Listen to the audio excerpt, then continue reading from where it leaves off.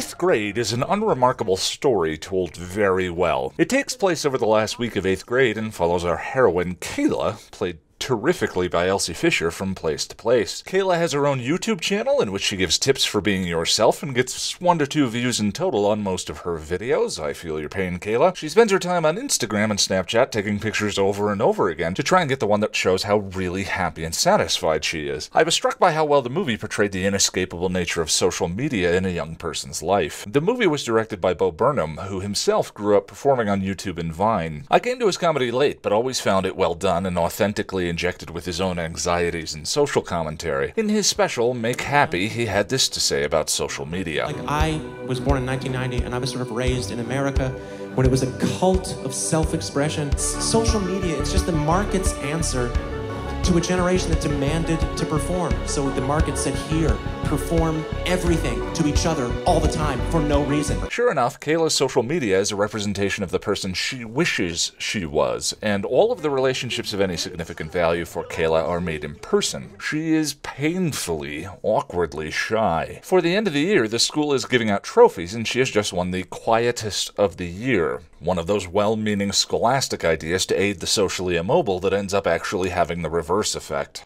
The movie is so relatable that it essentially feels like one long panic attack with 10 minutes of peace tacked onto the end of it. The camera follows unflinchingly and often uncut behind Kayla's slow, tentative steps. I often felt like I was watching someone's Green Mile as she slowly plodded towards the front door of the Mean Girls' house, whose mother made her invite Kayla to a party, or towards the table of the older kids who invited her to hang at the mall. None of the movie's beats are unexpected, and it avoids any horror or violence that might have been a distraction from the fact that being 13 years old is, for many, horrifying enough. Burnham's long camera shots and Elsie Fisher's perfectly convincing performance stripped away my adult distance and defense mechanisms, and had me rooting for Kayla in the midst of a constant full-body cringe as she slipped into a pool full of people she didn't know or joined the table of kids 4 years older than her. I'm most related to the relationship with her single father. Kayla ignores him through her phone and is quick to anger with his attempts to connect with her. I remember a window of time when I was searching so hard for my own identity that proximity to parents became a tedious and frustrating thing. When I was hungry for independence, parents were a constant reminder of the ways in which I wasn't